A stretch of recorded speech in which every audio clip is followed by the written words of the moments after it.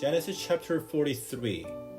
There still wasn't enough food anywhere in the land. After a while, Jacob's family had eaten all the grain the brothers had brought from Egypt. So their father said to them, "Go back, buy us a little more food." But Judah said to him, "The man gave us a strong warning. He said, 'You won't see my face again unless your brother Benjamin is with you. So send our brother along with you. Then we will go down and buy food for you. If you won't send him, we won't go down.' The man said to us, 'You won't see my face again unless your brother is with you.' Israel asked, 'Why did you bring this trouble to me? Why did you tell the man you had another brother?' They replied, 'The man questioned us closely about ourselves and our family. He asked us, "Is your father still living? Do you have another brother?" We just answered his questions. How could we possibly know he would say, "Bring your brother down here"?' Judah spoke to Israel, his father, 'Send the boy along with me.' He said, 'We will go right away. Then we and you and our children will live and not die. I myself promise to keep Benjamin safe. You can blame me if I don't bring him back to you. I will set him right here in front of you. If I don't, you can put the blame on me for the rest of my life.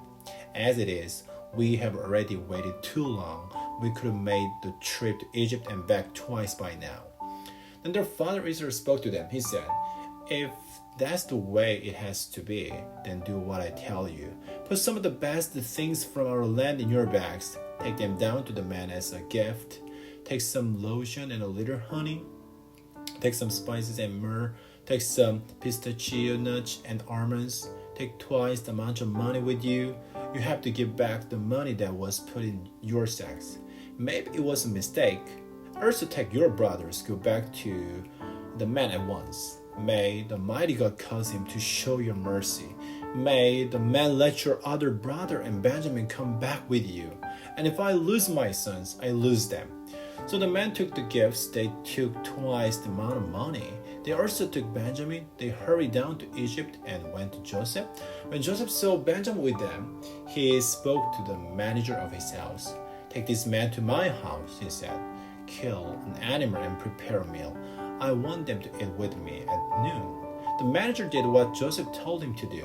He took the man to Joseph's house. They were frightened when they were taken to Joseph's house. They thought, 'We were brought here because of the money that was put back in our sacks the first time. He wants to attack us and overpower us.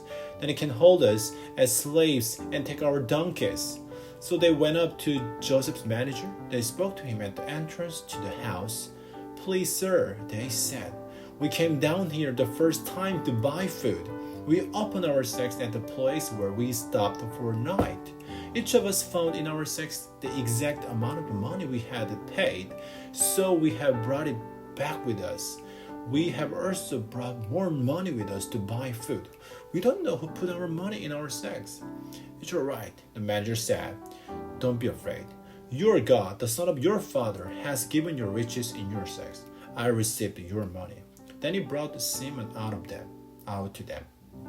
The manager took the men into Joseph's house. He gave them water to wash their feet. He provided feed for their donkeys. The brothers prepared their gifts for Joseph. He was planning to arrive at noon. They had heard that they were going to eat there. When Joseph came home, they gave him the gifts they had brought into the house. They bowed down low in front of him. He asked them how they were. Then he said, 'How is your older father you told me about? Is he still living?' They replied, 'Your servant, our father, is still alive and well.' And they bowed down to show him honor. Joseph looked around. Then he saw his brother Benjamin, his own mother's son. He asked, 'Is this your youngest brother? Is he the one you told me about?' He continued, 'May God be gracious to you, my son.' It moved him deeply to see his brother. So Joseph hurried out and looked for a place to cry. He went into his own room and cried there. Then he washed his face and came out. He calmed down and said, 'Serve the food.' They served Joseph by himself. They served the brothers by themselves. They also served the Egyptians who ate with Joseph by themselves because of their belief. Egyptians couldn't eat with Hebrews. Their brothers had been given places in front of Joseph. They had been seated in the order of their ages, from the oldest to the youngest. That made them look at each other in great surprise. While they were eating, some food was brought to them from Joseph's table. Benjamin was given 5 times as much as anyone else. So all Joseph's brothers ate and drank a lot with him. Genesis chapter 44. Joseph told the manager of his house what to do. Fill the man's sack with as much food as they can carry. He said, put each man's money in his sack. Then put my silver cup in the youngest one's sack. Put it there along with the money he paid for his grain. So the manager did what Joseph told him to do. When morning came, the men were sent on their way with their donkeys. They hadn't gone very far from the city when Joseph spoke to his manager. Go after those men right away, he said. Catch up with them. Said to them, my master was good to you. Why have you paid him back by doing evil? Isn't this the cup my master drinks from? Doesn't he also use it to find things out? You have done an evil thing. When the manager caught up with them, he told them what Joseph had said. But they said to him, why do you say these things? We would never do anything like that. We even brought back to you from Canaan the money we found in our sacks.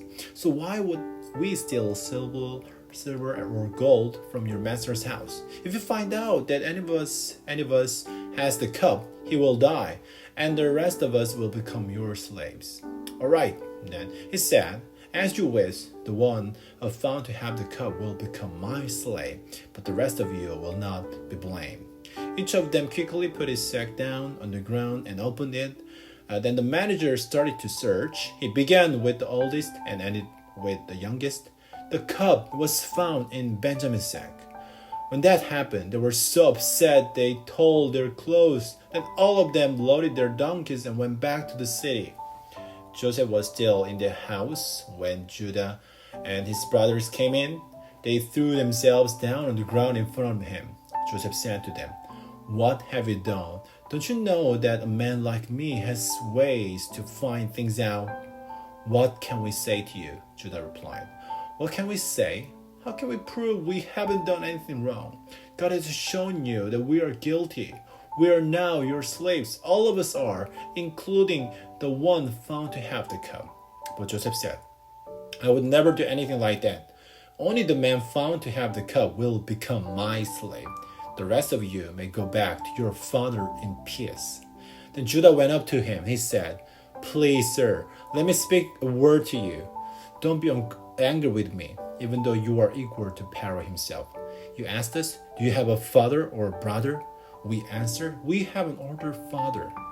Our young son was born to him when he was old. His brother is dead. He's the only one of his mother's sons left, and his father loves him. Then you said to us, bring him down to me. I want to see him for him myself. We said to you, the boy cannot leave his father. If he does, his father will die. But you told us, your youngest brother must come down here with you.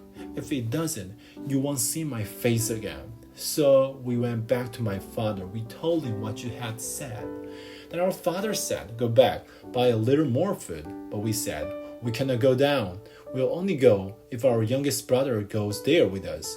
We cannot even see the man's face unless our youngest brother goes with us. Your servant my father said to us, you know that my wife had 2 sons by me.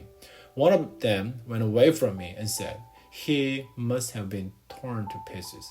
I haven't seen him since. What if you take this one from me too and he's harmed? Then you would cause me to die as a sad old man. I would go down into the grave full of pain and suffering. So now, what will happen if the boy isn't with us when I go back to my father? His life depends on the boy's life. When he sees that the boy isn't with us, he will die. Because of us, he will go down into the grave as a sad old man. I promised my father I would keep the boy safe. I said, Father, I will bring him back to you. If I don't, you can put the blame on me for the rest of my life. Now then, please let me stay here. Let me be your slave in the place of the boy. Let the boy return with his brothers. How can I go back to my father if the boy isn't with me? No, do not let me see the pain and suffering that would come to my father.